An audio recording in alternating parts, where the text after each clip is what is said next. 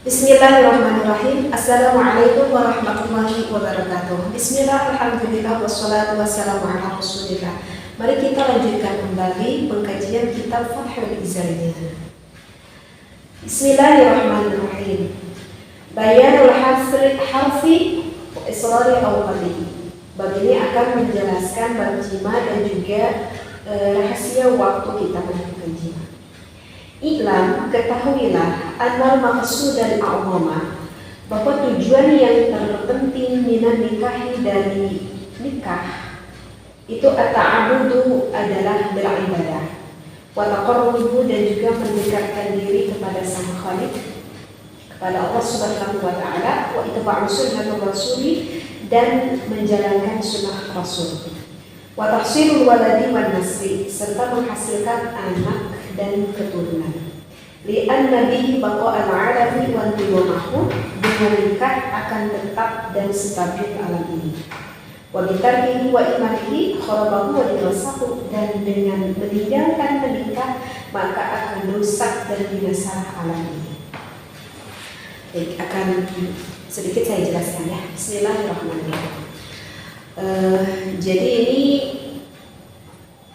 mulai ke pembahasan inti ya. Jika di video sebelumnya itu masih menerangkan tentang muqaddimah, ini pembahasan inti akan menerangkan, menjelaskan tentang jima dan juga rahasia waktunya. Tetapi saya belum sampai membahas ke sana ya, karena agak cukup panjang juga. Ketahuilah anal maksud dan Allah, bahwa tujuan yang terpenting kita itu melakukan menikah. Nah, sebelum ke yang lebih dalam, kita kan harus tahu dulu dong, apa sih tujuan kita itu melakukan menikah.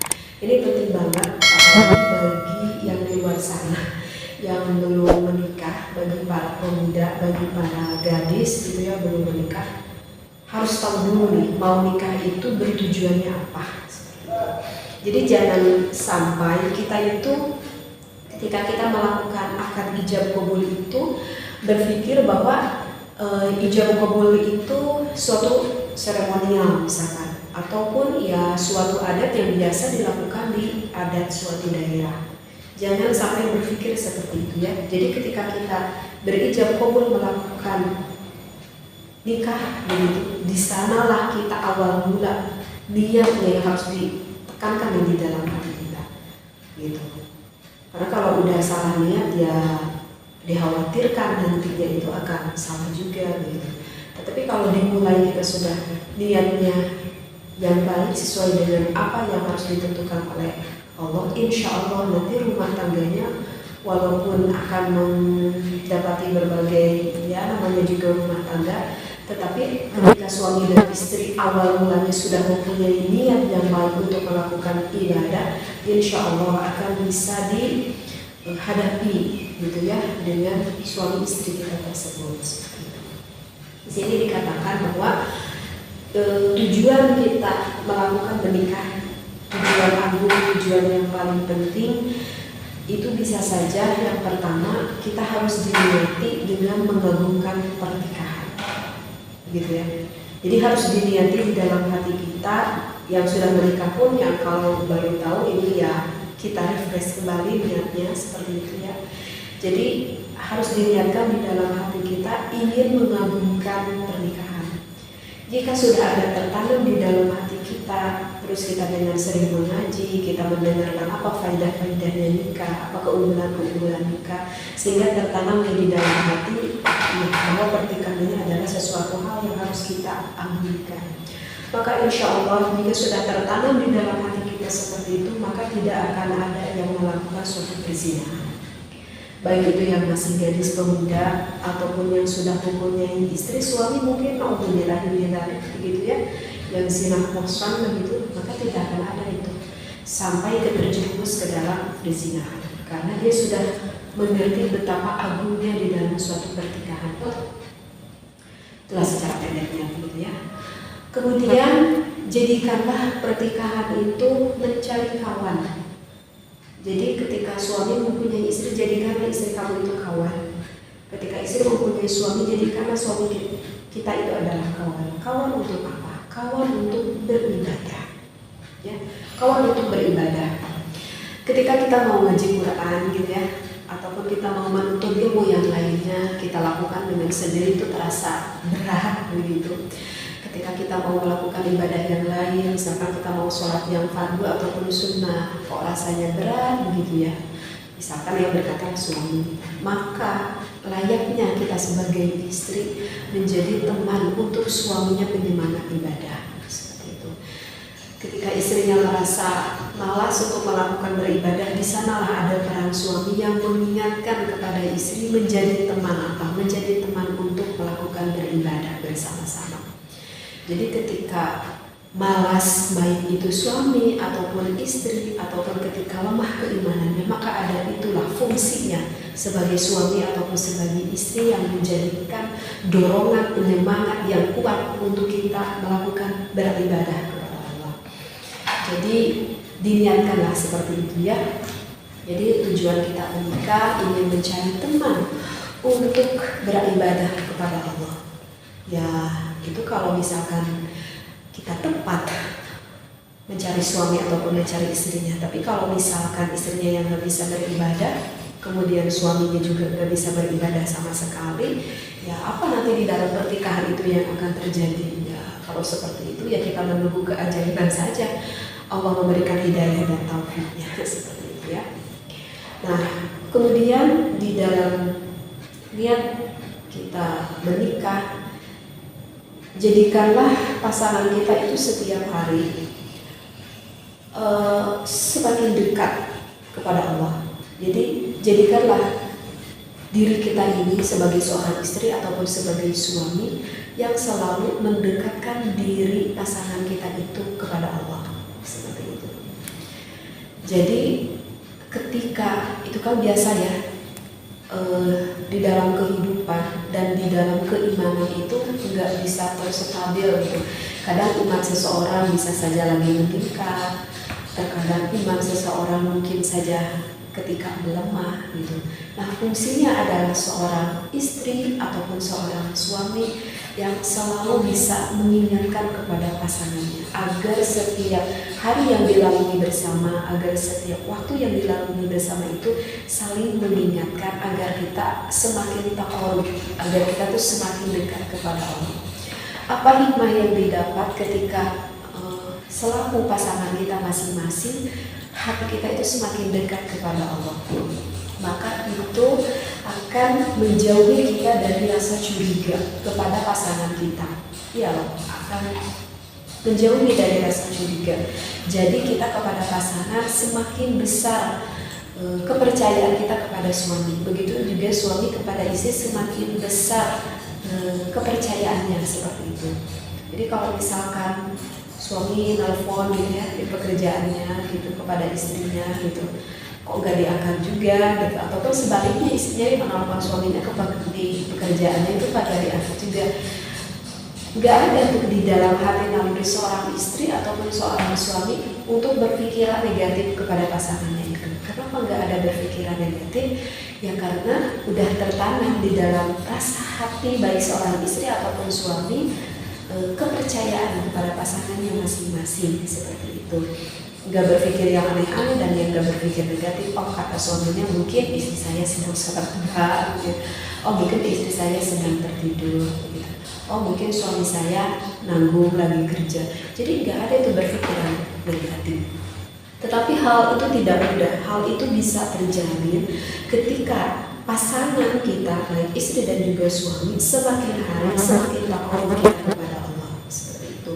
Tetapi berbeda dengan misalkan yang semakin hari justru semakin fasik, semakin hari justru semakin banyak melakukan maksiat-maksiat kepada Allah. Itu akan sulit sekali menimbulkan rasa kepercayaan baik kepada istri ataupun kepada suami itu. Nanti timbulnya bisa ya curiga dan bisa apa-apa aja gitu selain dari itu. Nah itulah salah satu dari hikmahnya kita semakin mengingatkan diri kita dan juga kepada pasangan kita untuk semakin bertakwa kepada Allah seperti itu ya. Dan jadikanlah tujuan kita menikah ini mencari kawan untuk apa? Mencari kawan untuk berbakti kita kepada orang tua. Nah ini yang jadi kita jika sudah menikah, kita itu gak boleh ego. Kita gak boleh ego hanya memikirkan rumah tangga kita saja.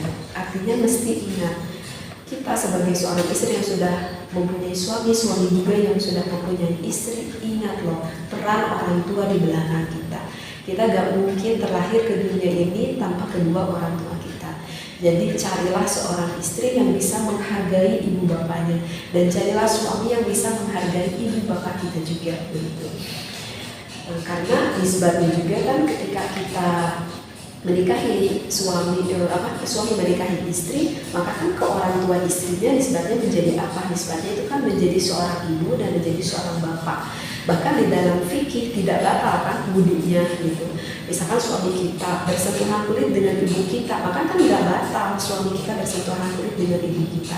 Karena apa? Karena nisbatnya itu sudah menjadi seorang anak.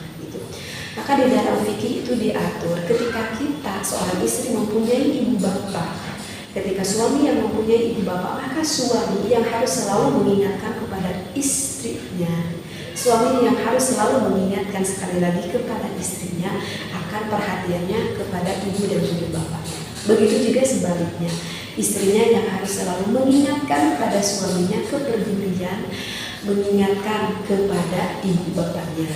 Kemudian setelah itu lakukanlah kewajibanmu dan jangan banyak menuntut. Lakukanlah kewajibanmu dan jangan banyak menuntut. Kita sebagai seorang istri sebaiknya jangan terlalu banyak menuntut kepada suami. Dan begitu juga suami kepada istrinya, jangan terlalu banyak menuntut kepada istrinya. Karena setiap manusia itu mempunyai, bisa dikatakan, kelebihan itu ataupun kekurangannya masing-masing. Tidak semua hal itu bisa dilakukan oleh suami kita, dan tidak bisa semua hal itu dilakukan oleh istri kita. Misalkan contoh, seorang suami itu wajib untuk memberi nafkah kepada istrinya, maka suaminya keluar dari rumah, dia mencari nafkah dengan nafkah yang halal tentunya, yang berkah itu bagi keluarganya. Tetapi kan yang menentukan hasil bukan suami kita, yang menentukan hasil itu secara hakikatnya adalah Allah. Seorang suami hanya keluar dari rumah, hanya menjalankan ikhtiarnya itu. Kemudian di suatu waktu suaminya merasa sedih sekali karena apa yang diharapkannya itu tidak sesuai dengan apa yang diinginkannya. Bisa saja kan terjadi di dalam suatu usaha begitu, misalkan pulang ke rumah gak menghasilkan uang sama sekali, itu udah pasti secara manusiawi itu hati suami ketika mau pulang ke rumah dengan penuh rasa hati yang banyak berdebar gitu. Mungkin juga ada rasa ketakutan, udah jelas ada kesedihan, itu secara manusiawi gitu. Sudah mempunyai rasa seperti itu, suami udah capek dia melakukan bekerja, ketika dia pulang ke rumah, ketika istrinya berkata apa hasilnya hari ini, dan suami berkata enggak ada hasilnya sama sekali, kemudian di situ mengeluarkan istrinya dengan nada-nada perkataan yang sangat menusuk ke hati suami, ya bagaimana lah gitu. Coba bayangkan apa yang dirasakan oleh hati suami kita. Dia udah lelah, dia udah capek seperti itu ya, dan dia juga mempunyai rasa kecewa gitu. Seharusnya kan menjadi istri yang baik ketika suami menghadapi seperti itu, maka enaknya istrinya berkata, ya gak apa-apalah kan, mungkin hari ini belum ada bagian buat kita, maka saya akan bisa lebih bersabar di muka bumi ini.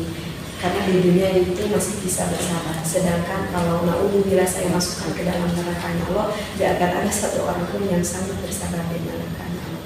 Nah dengan jawaban seperti itu akan membuat hati seorang suami itu ya meleleh kayaknya. Dan ibaratlah seperti itu. Jadi jangan terlalu banyak menuntut yang memang sudah diusahakan oleh suami kita. Begitu juga suami yang jangan terlalu banyak menuntut kepada istrinya. Misalkan istrinya masak dengan masakannya, semakin dia bisa memasak, karena istrinya juga kan bukan seorang koki gitu ya. Wajar kalau misalkan masakannya itu kurang enak ataupun kurang nikmat gitu ya, sehingga suaminya berkata, oh masakan apa ini kurang enak atau kurang garam atau kurang gimana. Nah itu kan sebenarnya bisa melukai hati seorang istrinya. Ya habis udah gimana, memang mampunya istri udah segitu, bisa masaknya, ya nikmatilah ya dengan kekurangan istrinya tersebut seperti itu. Jadi karena gini ya, Siti Khadijah, kita tahu kan siapa Siti Khadijah itu, istrinya Rasulullah SAW yang begitu dicintai oleh Rasulullah. Ketika Siti Khadijah, kita kan tahu bahwa Siti Khadijah itu adalah seorang janda yang sudah berumur